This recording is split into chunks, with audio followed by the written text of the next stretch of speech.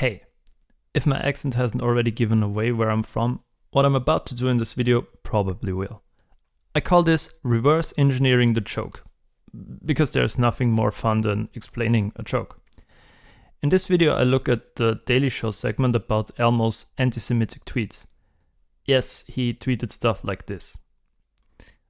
The account was hacked, obviously. I mean, it's a bad thing and all, but it's kind of funny too. So the premise is simple: an innocent preschool puppet calling for horrible violence.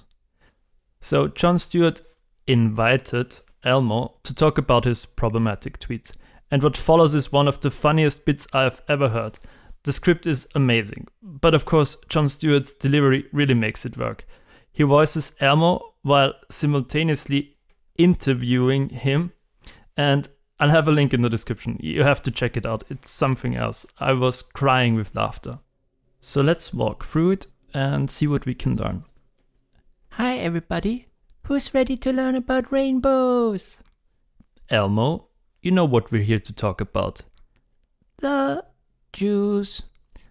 That's right, we're talking about the Jews, Elmo. I think you had something that you wanted to say.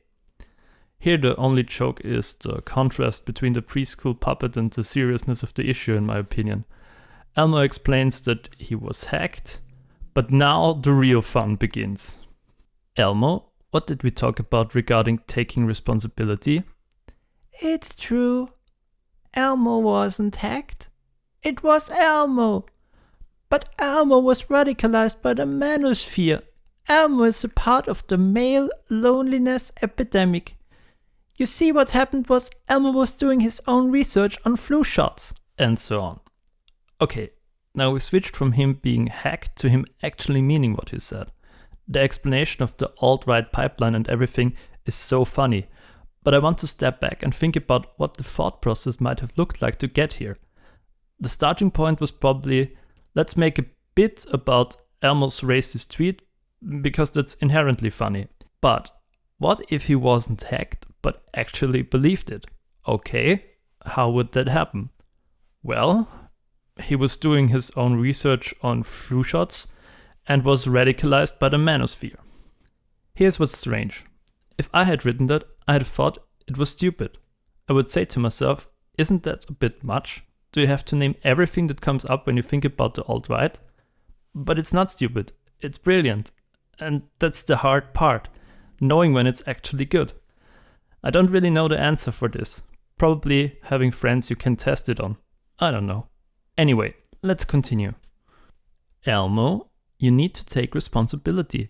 Don't blame the algorithm. Lots of kids count on you for life lessons. Are you canceling Elmo?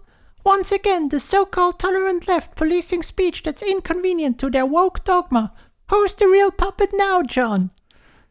God, that's just so perfect. Elmo, that just sounds like alt-right talking point word salad. You said it, not Elmo. Elmo's alt-right. No reason to cancel Elmo's funding then. Okay, so now we have the next twist. We can mark that on the map. This refers to Trump cutting PBS and NPR funding, which affects Sesame Street. The first twist alone would have made it solid. But this is why it's brilliant. Now he's pretending to be alt-right to avoid being defunded. Oh my god, is that what this is about?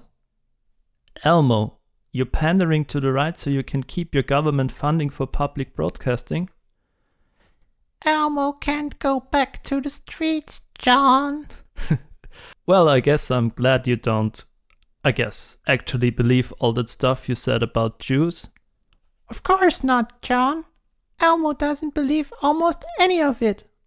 Although, it's kind of weird that they all stayed home on 9/11. Elmo, they didn't stay at home. That is a myth, Elmo. Oh, okay. Elmo's sorry. Please don't let them cut Elmo's funding. You'll talk to them, won't you, Leibowitz?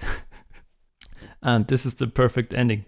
He calls Jon Stewart by his birth name, Leibowitz, which is obviously Jewish, but by doing that he also circles back into implying that everything is run by the Jews. Look, I really have no clue how this was written or how writing works in general. but I imagine it boils down to choose an inherently funny premise. Elmo being anti-Semitic is funny in a dark way, but that alone isn't enough. You can still do something terrible lame with it. So find a unique angle. Elmo wasn't hacked, he really meant it, and then brainstorm how this could have happened, like how would Elmo become alt-right. From here, you just have to be competent enough to fill in the rest. I'm going to try using this in my upcoming sketches. There's obviously no danger of becoming formulaic. May the force be with me.